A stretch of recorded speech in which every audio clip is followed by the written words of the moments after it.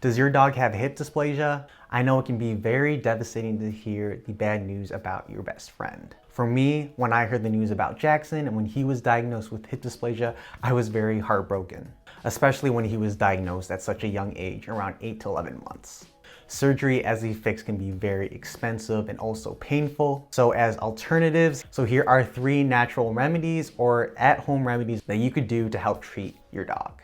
Number 1, you definitely want to, and I definitely recommend using supplements. A dog's life with hip dysplasia can actually be improved significantly by using supplements to reduce the joint pain. Omega-3 fatty acids such as fish oil are good for joint inflammation relief. Additional supplements such as glucosamine, hyaluronic acid, and chondroitin are also recommended to help with the joint pain. If your dog does not like the taste, I know my dog loves the fish oil, so it's a great topping on top of the kibble, on top of the food.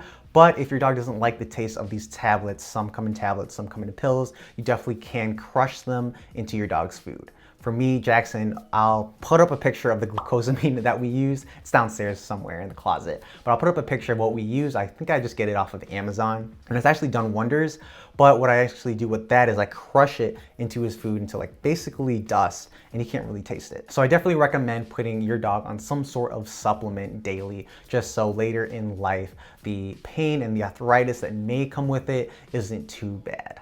And also by giving Jackson, ever since we've been putting him on glucosamine, especially, he hasn't been limping at all. He's been feeling his normal self, his normal active self. So again, I definitely recommend putting your dog on some sort of daily supplement. Number 2, practice physical therapy. Moreover, especially hydrotherapy is great for building up those hind leg muscles that can really combat hip dysplasia. Hydrotherapy is actually a low impact exercise, which is actually great for your dog. If you don't have a large pool or maybe even a lake nearby, you can definitely go out and buy an inflatable pool, and your dog can use that to practice hydrotherapy and also ultimately play in it. And lastly, number 3, you definitely want to implement some sort of lifestyle change that can really adapt to your dog having hip dysplasia. For example, you want to reduce the amount of times your dog goes up and down stairs. If you have stairs in your household, definitely reduce jumping. For example, maybe in and out of a car, up from a high bed or a windowsill even. All these actions can really put a lot of pressure and impact on the joints, which is ultimately just not that good, again, for hip dysplasia. I definitely recommend using a foam bed. Jackson here has a nice little foam bed, and this just helps and is easier on those joints. Again, everything really is about the joints, so you want to make it as easy as possible to prevent any pain and discomfort for your dog. And generally, you just want to keep them lean and not obese, obviously. Obesity is obviously bad, but especially for those with hip dysplasia, it can really put a lot of weight on those joints and in turn really almost excel that process and make it worse. But yeah, guys, those are my top 3 home remedies. I definitely recommend implementing these 3 if your dog has hip dysplasia. If you recently got the news, I am so sorry. Like, I know it might be the end of the world, but if you're very intensive and intentional about how you live your life and how your dog lives their life, I'm sure that their lives will be happy regardless. Jackson's about 1.5 years old now, so it's been a few months now with the diagnosis of hip dysplasia, and he's been doing well. Again, we're watching him. I carry him into the car. I don't let him jump out or jump in.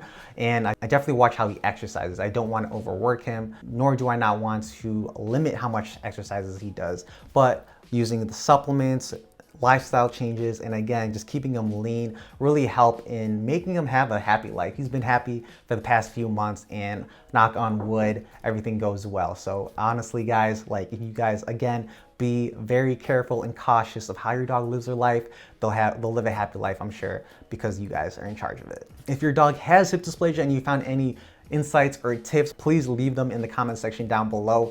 I'm sure a lot of people can find them helpful. As a reminder, please hit that like button, as it really helps in the YouTube algorithm.